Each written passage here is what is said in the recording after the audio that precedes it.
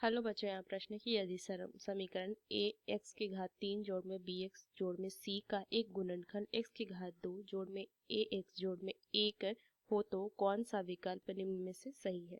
तो चलिए इस प्रश्न को हल करते हैं। तो मुख्य अवधारणा अगर मैं लिखूं,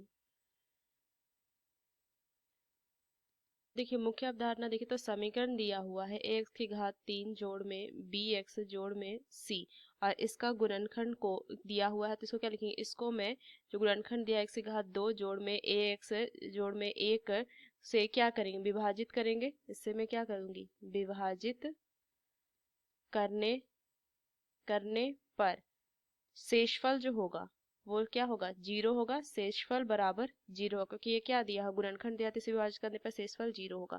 बस ये चीज ध्यान में रखना है, इस प्रश्न को हल करना है। तो चलिए इसको हम क्या करते हैं, विभाजित करते हैं। तो एक्स की घात 2 जोड़ में ए एक्स जोड़ में 1, और इधर लिखेंगे ए एक्स की घात 3 जोड़ में बी एक्स जोड़ में सी। तो यहाँ से मैं क्या लिख सकती हूँ, देखिए ए एक्स से इसको क्या करेंगे, मैं गुना करूंगी एक्स की घात 2 जोड़ में एक्स जोड़ में 1 को। तो यहाँ से हो जाए ए एक्स की घात 3 जोड़ में ए एक्स जोड़ में ए की घात 2 एक्स की घात 2।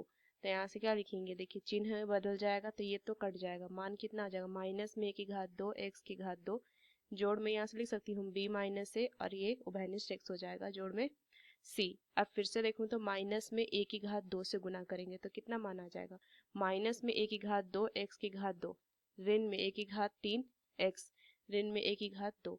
तो चिन्ह बदल देंगे तो क्या, प्लस प्लस प्लस।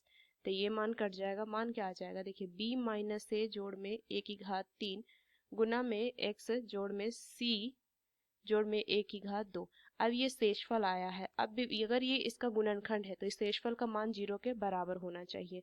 तो मैं यहाँ से क्या लिख सकती हूँ कि b माइनस ए जोड़ में ए की घात 3 गुना में x जोड़ में c जोड़ में ए की घात 2 गुना में सॉरी बराबर 0।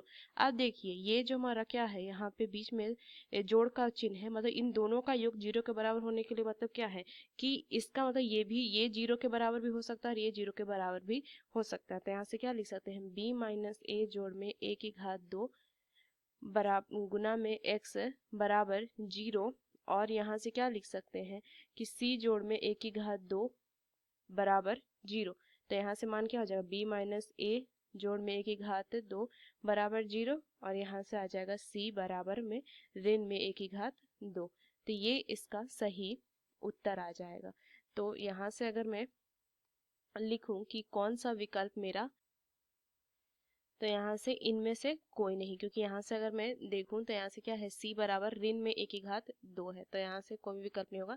तो मुख्य अवधारणा का इस्तेमाल करके मैंने इस प्रश्न को हल किया। आशा करते हैं प्रश्न आपको समझ में आया। धन्यवाद।